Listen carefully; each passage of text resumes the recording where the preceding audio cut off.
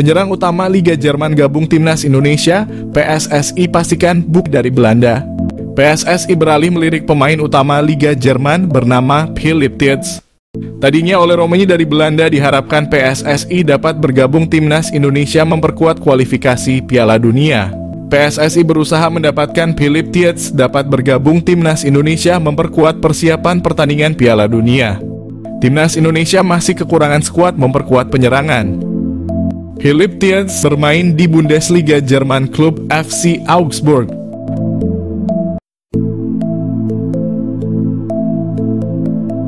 Pemain Liga Jerman Ethan Kohler siap dipanggil Ketua PSSI Erick Thohir. Perkembangan sepak bola Indonesia semakin maju menarik pemain keturunan Indonesia ingin bermain di Timnas Indonesia. Pemain keturunan Indonesia dari Eropa terang-terangan ingin gabung Timnas Indonesia. Ethan Kohler, pemain Liga Jerman ini mengharapkan Ketua PSSI Erick Thohir dapat menghubunginya. Ethan Kohler menyatakan siap bergabung Timnas Indonesia dengan posisi sebagai bek. Ethan Kohler ternyata berasal dari Bali, Amerika Jerman. Nenek Ethan Kohler berasal Bali, Indonesia. Ayahnya berasal dari Jerman. Ethan Kohler dan keluarganya tinggal di Amerika.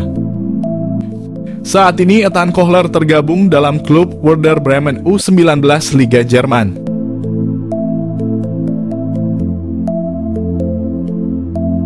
KNVB bebaskan pilih 3 striker keturunan Belanda demi lihat Timnas Indonesia mentas di Piala Dunia. Masih punya peluang besar untuk menarik striker keturunan Belanda ke skuad Timnas Indonesia. Apalagi KNVB selaku Federasi Sepak Bola Belanda tidak menyertakan striker murni ketika berlaga di Euro. Sebagaimana diketahui, Timnas Indonesia masih belum menemukan jawaban atas kebuntuan lini depan yang selama ini terjadi di era Shin Tae-yong. Bagaimana tidak, sejumlah striker berkelas telah silih berganti mengisi lini depan Timnas Indonesia seperti Hoki Caraka, Malik Rizaldi, Dimas Derajat, dan Ramadan Sananta tidak menutup kemungkinan bakal kembali mencari striker keturunan Eropa. Nama-nama seperti Ole Romanya dan Jens Raven kemudian muncul sebagai kandidat utama yang bakal menghiasi lini serang Timnas Indonesia. Di luar pemain tersebut ada striker keturunan Belanda yang punya peluang besar untuk bergabung dengan Timnas Indonesia. Pemain keturunan siap dilepas KNVB ke PSSI. Dan Zandbergen. Dan Zandbergen memiliki keturunan Indonesia dari kakeknya yang berasal dari Jakarta. Hal itulah yang membuat striker Belanda ini tertarik bela skuad Garuda. Striker milik klub Liga Belanda Sparta Rotterdam itu dinilai layak mengisi kepingan puzzle yang selama ini dicari di lini depan Timnas Indonesia. Pasalnya, Dean Zandbergen telah mengoleksi 5 gol dan 6 assist dari 32 kali penampilan bersama klub kontestan Eredivisie Sparta Rotterdam musim ini. Pemain 22 tahun itu juga kedapatan telah mengikuti akun Instagram PSSI dan beberapa waktu lalu terpantau mengirimkan sinyal siap membela Timnas Indonesia. Tim Waterink. Satu lagi striker yang dipersilahkan diambil PSSI dari KNVB ialah Tim Waterink, pemain Belanda keturunan Semarang dari nenek di pihak ibunya. Beda dengan pemain naturalisasi Timnas Indonesia lainnya. Tim Waterink saat ini masih tampil untuk klub kasta ketiga Liga Belanda, yaitu De First. Di sana, Tim Waterink telah menorehkan 14 gol dari 31 kali penampilan bersama De First di kompetisi Belanda, yakni Eerste Divisie musim ini. Berkaca dari statistik tersebut, Tim Waterink rasanya layak dipertimbangkan untuk mengisi kekosongan di lini serang Timnas Indonesia. Ilyas Al-Haf. Selain Maroko, Ilyas Al-Haf juga punya keturunan Indonesia dari kakek dan nenek di pihak ibunya yang berasal dari Surakarta, Jawa Tengah. Dikonfirmasi dari kanal YouTube Yusa Nugraha, Ilyas Al-Haf mengungkapkan bahwa dirinya siap 100% membela Timnas Indonesia apabila ditawari PSSI. Kecintaan Ilyas Al-Haf terhadap tanah leluhurnya dia tampilkan saat sang pemain mengibarkan bendera Indonesia saat Almere City promosi ke Eredivisie. Saat ini Ilyas Al-Haf menjadi striker utama dari klub kasta tertinggi Liga Armenia yakni FC Noah dengan torehan 6 gol dan 8 assist dari 32 penampilan. Dan Zandbergen calon striker naturalisasi Timnas Indonesia. Dan Zandbergen melakukan video call dengan tenaga ahli Kemenpora, Hamda Hamadan. Lantas, apakah striker berusia 22 tahun itu menjadi target untuk dinaturalisasi? Proyek naturalisasi untuk membawa timnas Indonesia menjadi lebih baik masih dilakukan. Saat ini sudah beredar kabar bahwa ada beberapa striker yang menjadi incaran. Namun, tiba-tiba muncul Zandbergen. Hamdan adalah salah satu orang yang ikut aktif dalam mencari pemain-pemain keturunan untuk dinaturalisasi. Perannya sudah ada sejak PSSI dipimpin oleh Mochamat Iriawan. Timnas Indonesia era Shin Tae-yong sudah punya 2 pemain naturalisasi bertipe menyerang. Ada Rafael Struijk dan Ragnar Oratmangoen.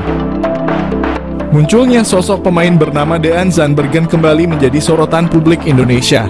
Dean Zandbergen memang bukan nama pemain baru di kalangan pencinta sepak bola Indonesia. Pasalnya dia sudah kerap disebut-sebut bakal menjalani proses naturalisasi menjadi warga negara Indonesia. Dia sebelumnya sempat diketahui telah mengikuti akun Instagram PSSI. Yang paling baru, Dean Zandbergen melakukan hubungan komunikasi melalui video call dengan staf ahli Menpora, Hamdan Hamadan. Hal ini pun menjadi pertanyaan besar, apakah Daan bakal menjadi pemain naturalisasi berikutnya yang diproses PSSI. Sebab Hamdan punya rekam jejak mengurus berbagai keperluan ini selama membantu PSSI. Dean Zandbergen merupakan pesepak bola kelahiran Belanda pada September 2001. Artinya pesepak bola yang berposisi sebagai penyerang ini usianya telah menginjak 22 tahun. Kariernya di dunia sepak bola memang lebih banyak berkutat di negeri kincir angin. Sejak masih berusia muda, dia sudah berlatih bersama TOGB Youth, SC Excelsior, hingga BVV Barendrecht. Selepas itu Dean Zandbergen berpindah menuju Westlandia U21, kemudian memperkuat Excelsior MU21, dan terakhir direkrut oleh Sparta U21 pada Juli 2023. Sepanjang musim ini, Dean Zandbergen sudah bermain sebanyak 21 kali bersama Sparta Rotterdam U21 di kasta ketiga Liga Belanda. Dari semua aksinya itu, dia menyumbangkan 4 gol dan 5 assist. Performa impresifnya itulah yang membuat Dean dipromosikan ke tim senior Sparta Rotterdam, tim yang saat ini tengah berkompetisi di kasta tertinggi Liga Belanda alias Eredivisie.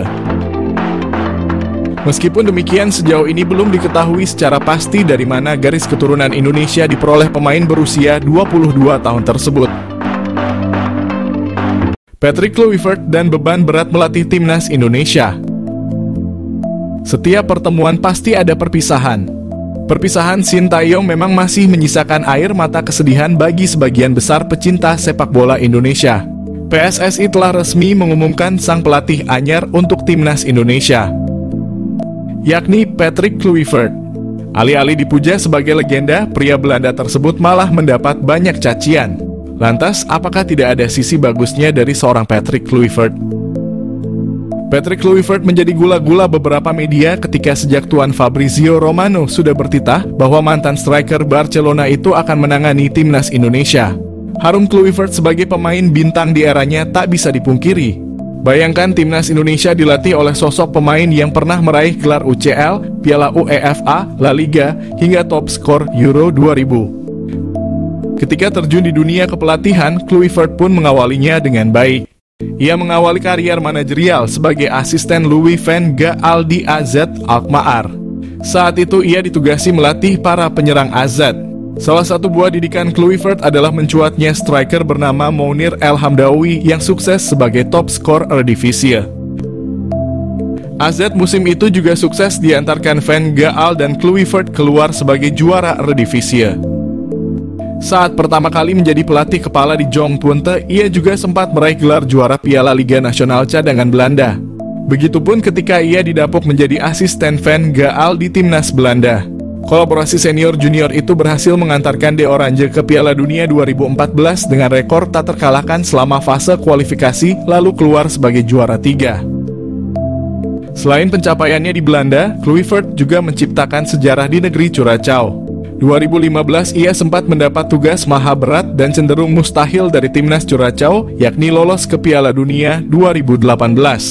Meski akhirnya gagal meraih target tersebut, namun setidaknya Kluivert sudah meninggalkan jejak sejarah. Seperti meloloskan Curaçao untuk pertama kalinya ke babak ketiga kualifikasi Piala Dunia, serta mengantarkan Curaçao untuk pertama kalinya ke Piala Emas CONCACAF. Patrick Kluivert bahkan sangat berjaya membawa banyak pemain keturunan Belanda ke Curaçao saat itu. Publik sepak bola Curaçao bahkan mengakui sendiri kehebatan Kluivert yang bisa menjadi magnet bagi para pemain keturunan untuk mau berseragam Curaçao. Namun jejak manis Kluivert di Curaçao itu hilang ditelan bumi. Sebab yang mencuat di media justru hal-hal negatif darinya, baik di luar lapangan maupun dalam lapangan. Di dalam ranah sepak bola, pria 48 tahun itu juga punya catatan buruk. Ketika jadi direktur olahraga di PSG, ia dilepas hanya semusim gara-gara ada ketidakcocokan dengan pelatih PSG saat itu. Lalu ketika menjadi direktur akademi di Barcelona, ia juga sempat cekcok dengan pelatih akademi Barca. Cekcok karena perbedaan pandangan soal filosofi sepak bola. Saat Kluivert memimpin Curaçao di periode keduanya, ia juga gagal total. Dari berbagai catatan buruk tadi, nama Kluivert jadi makin jelek dan tak bisa diharapkan. Penunjukan ini bahkan dianggap blunder besar bagi PSSI. Alih-alih pujian, yang ada malah hujatan kasar sana-sini yang bertebaran. Lalu juga soal adaptasi pemain dan taktik, apakah Kluivert bisa membawa hasil yang lebih baik dari Sintayong?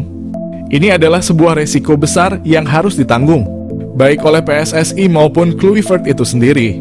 Bagi PSSI yang sudah membayar mahal kompensasi STY, lolos ke Piala Dunia 2026 adalah target yang tak bisa ditawar lagi. Sedangkan bagi Kluivert, di samping beribu hujatan dari netizen tanah air, tuntutan PSSI ini tentu akan menjadi beban besar yang tak mudah untuk dijalani. Namun di tengah rasa pesimis yang melanda, sebenarnya ada secuil harapan yang bisa kita titipkan kepada pria 48 tahun itu. Penunjukan Kluivert dianggap oleh ex-co PSSI, Arya Sinulinga, sudah mulai kelihatan hasilnya. Sebab dengan berita kedatangan Kluivert, pemain keturunan yang tadinya sulit untuk diproses naturalisasi seperti Jairo Riedewald kini dilaporkan sudah menyatakan kesanggupannya. Seperti halnya di timnas Curaçao, Kluivert ini memang dikenal sebagai sosok yang menjadi magnet bagi pemain keturunan Belanda untuk mau pindah negara. Bukan tidak mungkin beberapa pemain grade A keturunan yang dulunya ogah-ogahan membela timnas Indonesia bisa makin tertarik gabung gara-gara keberadaan Kluivert. Selain jadi magnet, sosok Kluivert juga dianggap sebagai sosok abang-abangan yang mengayomi beberapa pemain muda. Apalagi di skuad Garuda banyak diisi pemain diaspora dari Belanda. Para pemain diaspora tersebut diharapkan PSSI bisa respek pada Kluivert. Kluivert ini ibarat figur pemersatu yang dibutuhkan di ruang ganti, supaya riak-riak konflik antar pemain dan pelatih tak terulang lagi. Kluivert tidak datang sendirian. Ia akan dibantu oleh beberapa asisten pelatih yang akan lebih bekerja keras merumuskan taktik dan teknis di lapangan. Alex Pastoor dan Denny Lanzaat adalah dua sosok asisten Kluivert di timnas Indonesia. Dua asisten Kluivert tersebut punya rekam jejak yang cukup bagus. Teruntuk Alex Pastoor, pria 58 tahun ini pernah 3 kali membawa 3 klub berbeda Eerste Divisie promosi ke Eredivisie. Selain Pastoor, pengalaman Denny Lanzaat sebagai mantan pemain timnas senior Belanda juga dibutuhkan. Selain pengalamannya, ternyata punya kedekatan dengan Indonesia karena punya darah Maluku dari sang ibu. Dengan adanya secuil harapan ini setidaknya bisa memunculkan optimisme di tengah gaduhnya sentimen negatif pada Kluivert. Kluivert memang punya banyak kekurangan, namun ia kini adalah nahkoda timnas Garuda.